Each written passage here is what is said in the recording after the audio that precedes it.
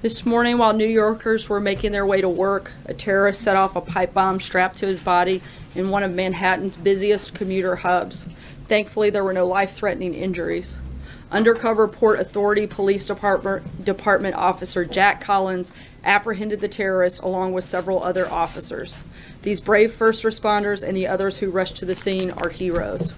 On behalf of the President and a grateful nation, we would like to thank them and commend them for their bravery. This attack underscores the need for Congress to work with the President on immigration reforms that enhance our national security and public safety. We must protect our borders. We must ensure that individuals entering our country are not coming to do harm to our people, and we must move to a merit-based system of immigration. Additionally, this attack comes as our coalition continues to make great gains against ISIS. Still, there is more work to be done on the ground in the shrinking ISIS-controlled areas, and the President's plan to annihilate ISIS is moving forward. But we must also destroy the evil ideology that is behind ISIS and attacks like today's. This ideology has no borders, but it must be eradicated. The President has successfully rallied the world behind this cause, and we will not stop until it is accomplished. And with that, I'll take your questions. Francesca. Thank you, Sarah. Wanted to ask you about the women who came forward today against the president. They first were on a television show, and then they were at a press conference, and they said that he should resign, and then also that there should be a congressional investigation. And I know that you said that this has already been litigated in the last election, but I wanted to get your specific reaction to this idea that there should be a congressional investigation into this. Look, the president has addressed these accusations directly and denied all of these allegations, and this took place long before he was elected to be president, and the people of this country had a decisive election, supported President Trump, and we feel like these allegations have been answered through that process. Kristen. Sarah, thank you. I want to follow up on that. But first, a little bit of breaking news we just learned about. The Pentagon apparently will now allow transgender people to enlist in the military beginning January 1st. Your reaction to that and any follow-up action you're going to take?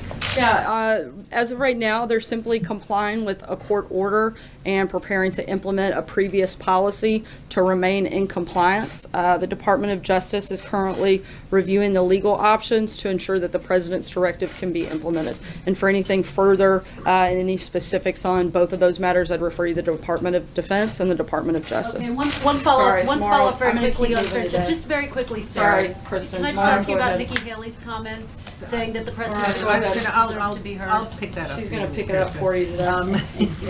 Nikki Haley, as I'm sure you know, said when asked, does the election mean that's a settled issue, which you've been arguing from the podium here, she said, I know he was elected, but women should always feel comfortable coming forward. We should all be willing to listen to them, specifically referring to the accusers of the president. Does the president agree with her? Look, as the president said himself, he thinks it's a good thing that women are coming forward, but he also feels strongly that a mere allegation shouldn't determine the course. And in this case, the president has denied any of these allegations, as have eyewitnesses. And several reports have shown those eyewitnesses also back up the president's claim in this process. And again, the American people knew this and voted for the president, and we feel like we're ready to move forward in that process. The women who accused him are coming forward now again? The president has said that it's a good thing for women to be able to feel comfortable in coming forward, generally speaking. Jacqueline. I just want to go off of that, Sarah, but the president told Howard Stern in 2005 that he had walked into a teen beauty pageant dressing room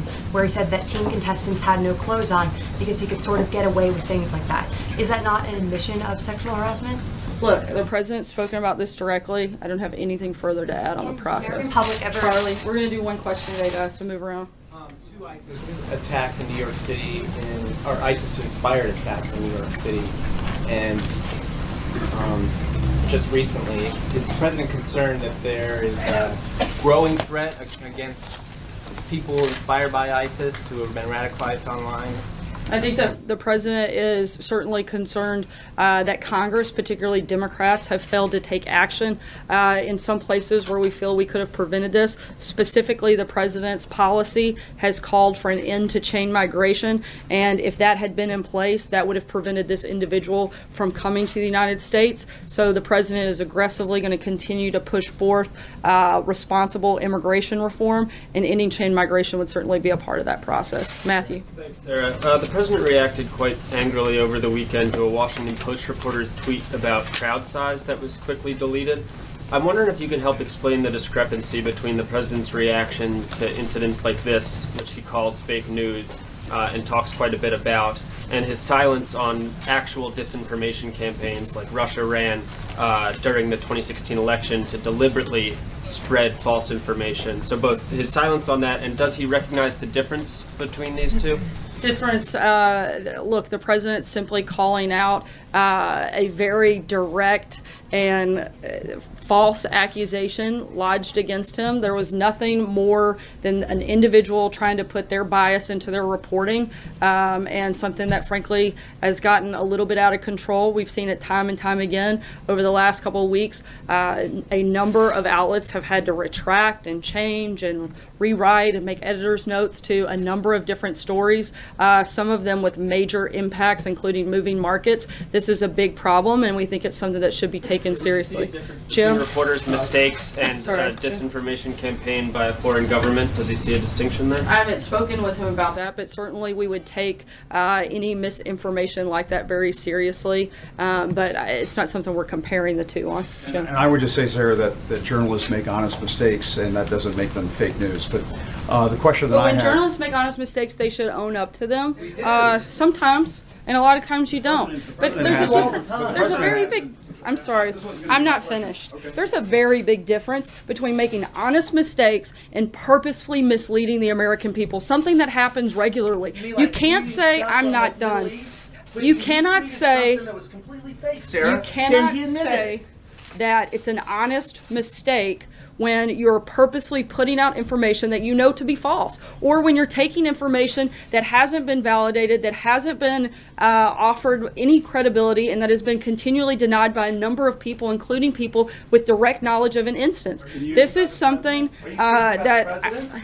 I'm speaking about the number of reports that have taken place over the last couple of weeks. I'm simply stating that there should be a certain level of responsibility in that process. This was not... Ryan, I called on Jim. This is not the line of questioning that I was going down, but can you cite a specific story that you say is intentionally false, that was intentionally put out there to mislead the American people? Sure. The ABC report by Brian Ross, I think that was pretty misleading to the American people, and I think that it's very telling that that individual had to be suspended because of that reporting. I think that shows that the network took it seriously and recognized that it was a problem. Sarah, Jim? if I may, though, I was going to ask a question about something Well, else. you used it on something else. Sarah, Jim? if I may... Sarah, I Not think it's... yet. I think We're it's going to keep moving, guys. If I can ask about The the other president's accusations... I'm moving that to a have been different leveled Jim, against I'm him. sorry. I know, but I didn't get a chance to ask the question that I wanted to ask, which is... Jim. Can you just say once and for all whether these Jim, I'm going to say once and accusations- for all that I'm moving on to Jim Stinson, and I'm not taking another question from you at this point. I was Sarah, a question to about respond investment- to your attacks on the investment VP, taxes. If that's okay. I would like to ask the question that I had about these accusations of misconduct against the president. You said that he's denied them. Can you say whether or not they are false? I'm not That's going all to I'm respond asking. to that You're question. not Go gonna- ahead, Jim. some investors are saying the tax reform package favors mutual funds over individual investors. Other critics who want tax reform say the bill will cause some tax increases for a few middle-class tax filers. By a few, I mean maybe tens of thousands, but maybe more. Will the president sign the tax bill even if there are inadvertent tax increases and some of the criticisms are correct? As I've said many times before, our focus and our priorities are making sure that we provide middle-class tax relief and simplifying the code, bringing businesses back here to the U.S. We're going to continue pushing for that and continue working with Congress to make sure we get the best tax package possible. John? Thanks a lot, Sarah. Tomorrow there is a special Senate election in Alabama.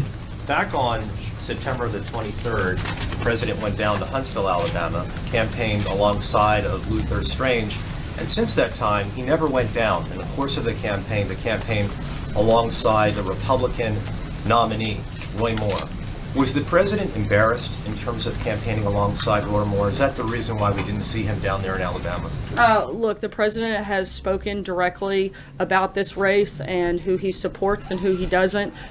Due to the legality of that, I'm not going to go any further and would refer you back to his past statements. April? Sarah, what is the disconnect as it relates to this White House when it comes to then candidate Trump bringing the accusers of Bill Clinton to the debate against Hillary Clinton, and now the accusers of Roy Moore making these accusations and his accusers? What's the disconnect here? Look, as the president said, he found the allegations troubling. And if they were true, then he should step aside, and ultimately the people of Alabama will make a decision in that race. What about Trey? his own accusers, though? He has accusers as well. Look, the who are coming president out has now. firsthand knowledge on what he did and didn't do. He can speak directly to those, and he has, and he's addressed them. And I don't have anything further to add. Will you ask Trey? the American public about this, because this is spinning and it's focused on him now. And he's addressed it directly to the American But will he? people. It's Trey? coming up new and afresh, and more people are now speaking out. April, Will I'm this- going to keep moving. I understand, I'm but trying to will the cover as many president of your address the colleagues nation today. on this? This is a huge issue, Sarah. I know, and there are a lot of big issues today. I'm trying to cover as many of them as possible by calling on a number of your colleagues. And I've called on Trey, and I'm going to Will the move to president him. come out and address this, please? Sarah, all you have to do He is say yes has, or no. April. I've already addressed this. The president has addressed it. I don't have anything else to add. Trey. Thank you, Sarah. Today, the suspected terrorist in New York City was described as a Bangladeshi immigrant.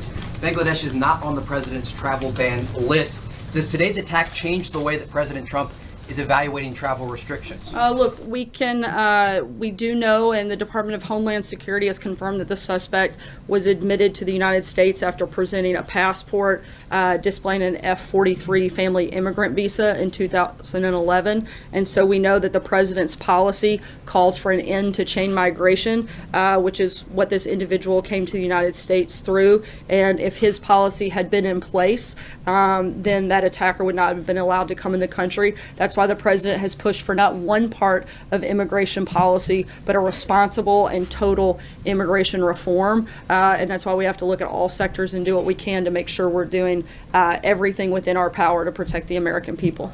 Olivier? Thanks, Sarah. At the top of your remarks about ISIS, about the attack today in New York City, you talked about the need to destroy the ideology animating would-be attackers and actual attackers.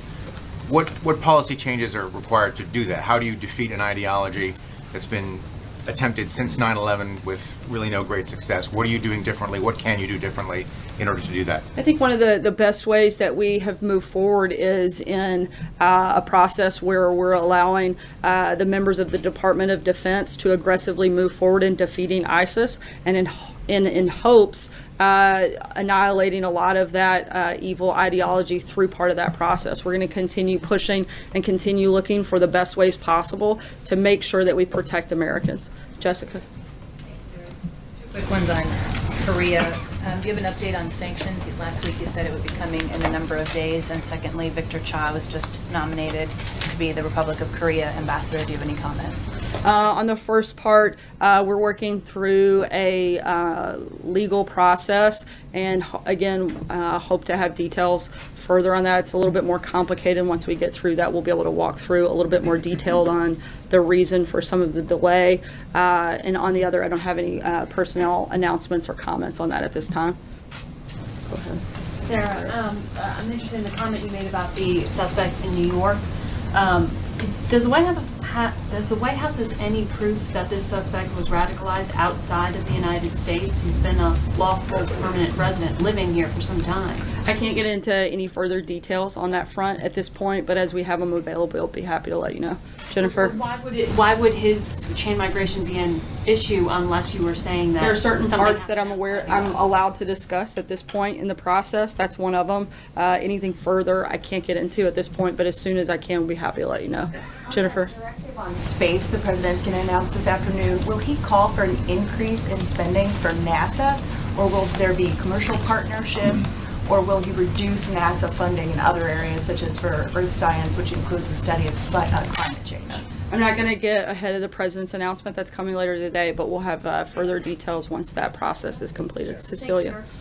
Two questions. Who are the eyewitnesses who dispute these allegations against the president? And can you stand here right now and say without a doubt 100% certainty that the more than dozen women who have come forward to accuse this president of misconduct are lying. Do you wrestle with this personally at all? I'm here to speak on behalf of the president, and I can say that the president has directly responded and said that these allegations are false, and that's what I'm doing and relaying that information to you.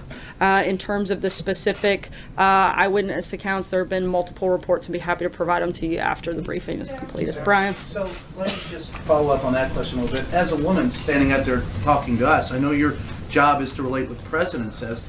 Have you ever been sexually harassed, and do you understand, and I'm not saying by the president, I'm saying ever, and secondly, do you have an empathy for those who come forward? Because it's very difficult for women to come forward. Absolutely would say that I have an empathy for any individual who has been sexually harassed, and that certainly would be the policy of the White House. I'm not here to speak about my personal experience on that front, but I'm here to relay information on behalf of the president, and that's what I'm focused on doing here today. Zeke. Thanks, Sarah. Following up on the president's announcement last week on Jerusalem as the current capital of Israel, we saw days of protests, sometimes violent protests in the Middle East, changes to the vice president's schedule as he goes to the region. Does the White House acknowledge, the president acknowledge that decision increased tensions in an already volatile region? Look, we're continuing to urge calm, and we're open and willing and want to continue meeting and discussing a peace deal. Look, violence is always going to be the responsibility of those who carry it out, not the president or anyone else. And again, we urge individuals and groups to remain calm, and we want to continue working with our partners, allies, and others in the region to continue moving forward on the peace conversations. It's about more than violence. It's about meetings being canceled. It's about diplomatic outcry from everyone, from the governments of the United Kingdom, the Pope, and the like. So why is it beneficial to the U.S. interest, as the president declared, if all of those groups, all those countries and allies are condemning that announcement? Look, the president is taking a bold and courageous action on a law that Congress passed and had failed to implement for the last couple of decades. The president simply moving forward and taking that action on legislation that Congress has supported time and time again. George. Following up on that, President Abbas, as you know, has said he will not meet with the vice president next week. Does the president have a reaction to that? And doesn't this mean that the U.S. has effectively taken itself out of the peace process when one side won't even show up to meet with the United States? We certainly hope not. We find it unfortunate that they're walking away from the opportunity to discuss the future of the region, but the administration remains undeterred in its efforts to help achieve peace between Israelis and Palestinians, and our peace team remains hard at work putting together a plan, and we're going to continue pushing forward. I'm going to take one last question. Philip. So the last suspects of terrorism were not trained in Syria or Iraq, and Thursday the Russians stopped their operations. They said that they'd gotten rid of ISIS in Syria. Saturday the Iraqi Prime Minister said his fight against ISIS is won. Why would the U.S. still need to fight on the ground over there? Look, as long as there's any member of ISIS left, we want to continue pushing forward and making sure not only that they're eradicated, but that they don't quickly turn around and come back. And we'll continue to push forward and making sure we do what we can to defeat ISIS on all fronts, and certainly that we do what we can to protect American lives. Thanks so much, guys. Has the president ever misrepresented the facts?